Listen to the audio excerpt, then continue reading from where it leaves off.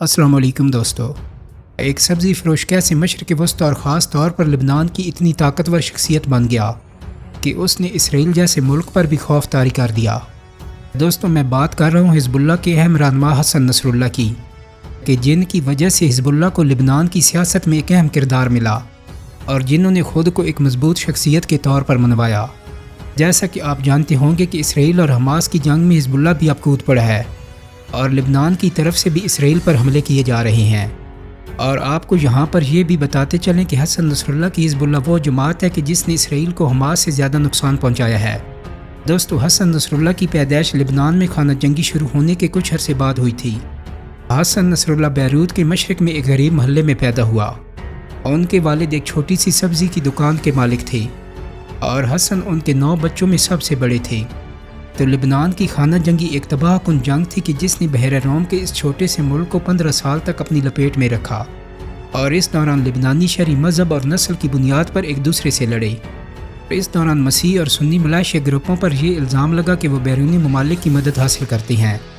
تو جنگ کی وجہ سے حسن نصر اللہ کے والد نے بیروت چھوڑنے اور جنوبی لبنان میں اپنے آبائی گاؤں واپس جانے کا فیصلہ کیا۔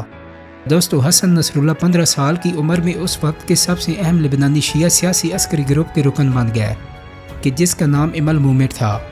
یہ ایک بااثر اور فعال گروپ تھا کہ جس کی بنیاد ایرانی موسیٰ صدر نے رکھی تھی۔ اس دوران نصر اللہ نے اپنی مذہبی تعلیم بھی شروع کی۔ نصر اللہ کے استادوں میں سے ایک نے مشورہ دیا کہ وہ شیخ بننے کا راستہ اختیار کریں اور نجف جائیں۔ حسن نصر اللہ نے یہ مشورہ قبول کر لیا اور 16 سال کی عمر میں عراق کے شہر نجف چلے گئے۔ دوستو، حسن نصر اللہ کی نجف میں موجودگی کے دوران عراق ایک غیر مستحکم ملک تھا کہ جہاں 2 دہائیوں تک مسلسل انقلاب، خونی بغاوت اور سیاسی قتل و غارت کا راج رہا تھا، اور اس عرصے کے دوران عراق کے نائب صدر صدام حسین نے خاصا اثر و رسوخ حاصل کر لیا تھا۔ تو حسن نصر اللہ کے نجف میں قیام کے صرف 2 سال بعد باعث پارٹی اور صدام حسین کے فیصلوں میں سے ایک یہ تھا کہ تمام لبنانی شیعہ طلباء کو عراقی مدارس سے نکال دیا جائے۔ تو حسن نصر اللہ نے نجف میں صرف 2 سال تک تعلیم حاصل کی اور پھر انہیں یہ ملک چھوڑنا پڑا، لیکن ان کی نجف میں موجودگی نے اس نوجوان لبنانی کی زندگی پر گہرا اثر ڈالا، اور ان کی ملاقات نجف میں عباس موسوی نامی ایک اور عالم سے بھی ہوئی۔ موسوی جو کبھی لبنان میں موسیٰ صدر کے شاگردوں میں شمار ہوتے تھے، روح اللہ خمینی کی سیاسی نظریات سے بہت متاثر تھے۔ وہ نصر اللہ سے 8 سال بڑے تھے اور بہت جلد ہی انہوں نے ایک سخت استاد اور ایک بااثر رہنما کا کردار سنبھال لیا۔ لبنان واپس آنے کے بعد یہ دونوں مقامی خانہ جنگی میں شامل ہو گئے، تاہم اس بار نصر اللہ عباس موسوی کے آبائی شہر گئے جہاں آبادی کی اکثریت بھی شیعہ تھی۔ اس دور میں نصر اللہ تحریک عمل کے رکن رہے اور عباس موسوی کے قائم کردہ مدرسے میں تعلیم بھی حاصل کرتے رہے۔ دوستو، حسن نصر اللہ کی لبنان واپسی کے 1 سال بعد ایران میں انقلاب آ گیا۔ روح اللہ خمینی نے اقتدار پر قبضہ کر لیا، تو یہاں سے نہ صرف لبنان کی شیعہ برادری کا ایران کے ساتھ تعلق بدل گیا، بلکہ ان کی سیاسی زندگی اور مسلح جدوجہد بھی ایران میں رونما ہونے والے واقعات اور نظریے سے شدید متاثر ہوئی۔ حسن نصر اللہ نے بعد میں تہران میں اسلامی جمہوریہ ایران کے اس وقت کے رہنما سے ملاقات کی۔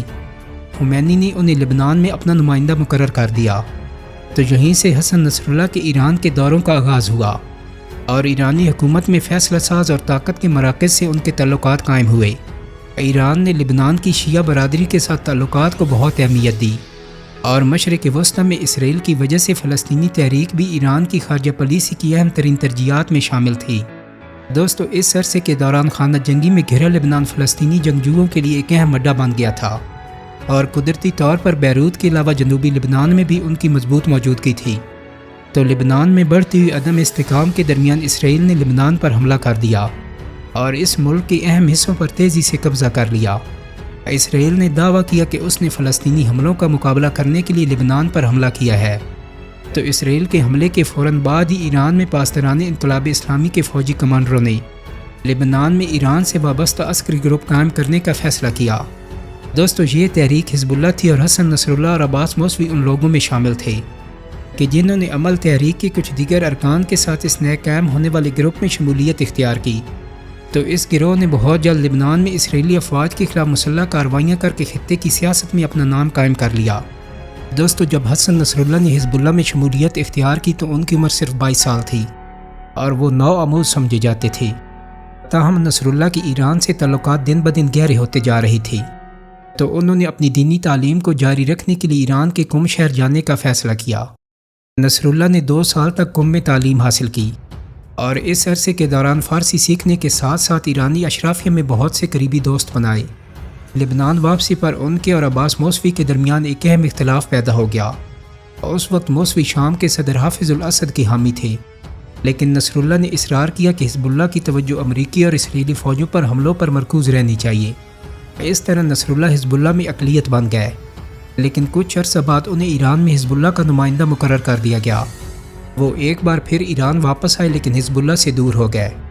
اس زمانے میں ایسا لگ رہا تھا کہ حزب اللہ پر ایران کا اثر و رسوخ دن بدن کمزور ہوتا جا رہا ہے، اور یہ کشیدگی اس حد تک بڑھی کہ حزب اللہ کے سیکرٹری جنرل کو ہٹا کر ان کی جگہ شام کی حمایت کرنے والے عباس موسوی نئے سربراہ بن گئے۔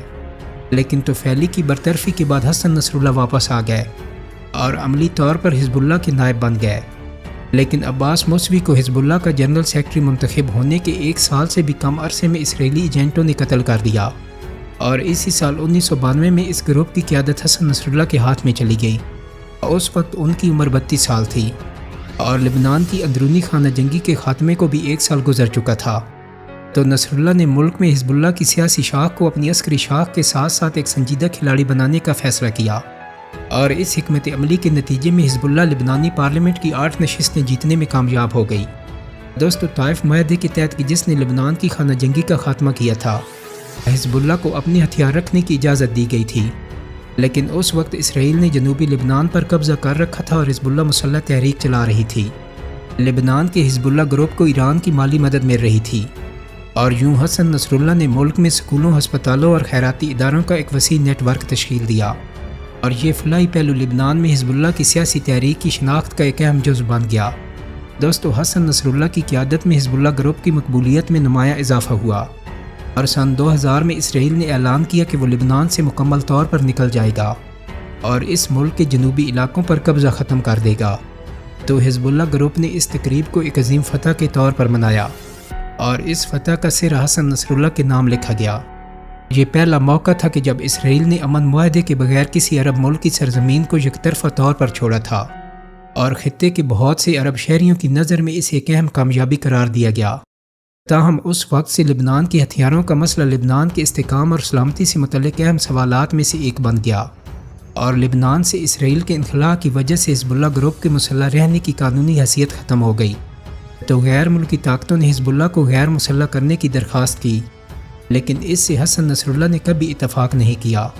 2002 میں حسن نصر اللہ نے اسرائیل کے ساتھ مذاکرات کے دوران قیدیوں کے تبادلے کا معاہدہ کیا، کہ جس کے دوران 400 سے زائد فلسطینی، لبنانی اور دیگر عرب ممالک کے قیدیوں کو رہا کیا گیا۔ تو اس وقت نصر اللہ پہلے سے زیادہ طاقتور اور با اثر دکھائی دیے، اور لبنانی سیاست میں ان کی حریفوں کے لیے ان کا مقابلہ کرنا اور ان کی اثر و رسوخ اور طاقت کے پھیلاؤ کو روکنا ایک بڑا چیلنج بن چکا تھا۔ دوستو، 1983 میں اس وقت کے لبنان کے وزیر اعظم رفیق حریری کے قتل کے بعد رائے عامہ بدل گئی۔ رفیق حریری کو سعودی عرب کے قریبی اہم ترین سیاستدانوں میں شمار کیا جاتا تھا، کہ جنہوں نے حزب اللہ کو روکنے کے لیے بھرپور کوششیں کی تھیں۔ حریری کے قتل کے بعد عوامی غصے کا رخ حزب اللہ اور شام کی جانب ہوا، کہ جن پر حریری کے قتل میں ملوث ہونے کا الزام تھا۔ بیروت میں اپوزیشن کے زبردست مظاہروں کے نتیجے میں شام نے اعلان کیا کہ وہ بھی لبنان سے اپنی فوجیں نکال لے گا، لیکن جب اسی سال پارلیمانی انتخاب ہوئے تو نہ صرف حزب اللہ کے ووٹوں میں اضافہ ہوا، بلکہ یہ گروپ 2 وزارتیں حاصل کرنے میں بھی کامیاب ہو گیا، اور یہاں سے حسن نصر اللہ نے حزب اللہ کو لبنان کے قوم پرست گروپ کے طور پر متعارف کرایا، کہ جو دوسری طاقتوں کے تسلط کے سامنے نہیں جھکتا۔ 2005 کے موسم گرما میں حزب اللہ کے جنگجو اسرائیل میں داخل ہوئے، اور 1 فوجی کو ہلاک اور 2 فوجیوں کو یرغمال بنا لیا۔ تو اس کے نتیجے میں اسرائیل کا رد عمل ایک شدید حملہ تھا جو 33-34 دن تک جاری رہا۔ اس جنگ کے نتیجے میں حسن نصر اللہ کی مقبولیت میں اور اضافہ ہوا، کہ جن کو عرب ممالک میں اسرائیل کے خلاف مزاحمت کرنے والے آخری شخص کے طور پر متعارف کرایا گیا۔ 2007 میں کئی مہینوں کی سیاسی کشمکش کے بعد لبنانی حکومت نے منظوری دی کہ حزب اللہ کے زیر کنٹرول ٹیلی کمیونیکیشن سسٹم کو ختم کر دیا جائے، اور ٹیلی کمیونیکیشن کے معاملات صرف حکومت کے کنٹرول میں ہوں۔ لیکن اس فیصلے کو نہ صرف حسن نصر اللہ نے قبول نہیں کیا، بلکہ تھوڑے ہی عرصے میں ان کے مسلح گروہ نے بیروت پر مکمل کنٹرول بھی حاصل کر لیا۔ دوستو، حسن نصر اللہ کے اس اقدام پر مغربی ممالک کی جانب سے شدید تنقید کی گئی، لیکن سیاسی مذاکرات کے بعد وہ لبنانی کابینہ میں اپنے گروپ کی طاقت بڑھانے اور کابینہ کے فیصلوں میں ویٹو کا حق حاصل کرنے میں کامیاب رہے۔ لبنانی کابینہ نے حزب اللہ کو اپنے ہتھیار رکھنے کی اجازت دے دی، اور یہاں سے حسن نصر اللہ ایک ایسی شخصیت بن گئے کہ لبنان کے سیاسی اشرافیہ میں سے کوئی بھی ان کی طاقت کو کم کرنے میں کامیاب نہیں ہوا، نہ تو ان کی مخالفت کرنے والے وزرائے اعظم کا استعفیٰ، اور نہ ہی سعودی عرب کے ولیعہد شہزادہ محمد بن سلمان کی مداخلت انہیں پیچھے دھکیل سکی۔ اس کے برعکس ان تمام برسوں میں اسلامی جمہوریہ ایران کی حمایت سے حسن نصر اللہ شام کی خانہ جنگی اور لبنان میں اقتصادی بحران جیسے تاریخی بحرانوں پر قابو پانے میں کامیاب رہے۔ 63 سال کی عمر میں انہیں لبنان میں نہ صرف ایک منفرد سیاسی اور عسکری رہنما تصور کیا جاتا ہے، بلکہ ان کے ریکارڈ پر کئی دہائیوں کی جدوجہد بھی موجود ہے، اور وہ اس کریڈٹ کو اپنی سیاسی حریفوں کی نیندیں اڑانے کے لیے استعمال کرتے ہیں۔ دوستو، امید کرتا ہوں کہ میری آج کی ویڈیو آپ کو پسند آئی ہوگی۔ اگر ویڈیو اچھی لگی ہے تو اس کو لائک اور شیئر کر دیں۔ میرے چینل کو سبسکرائب کرنے کے ساتھ ساتھ بیل آئیکن کو بھی کلک کر دیں تاکہ آپ کو میری آنے والی مزید ویڈیوز کے نوٹیفیکیشن ملتے رہیں۔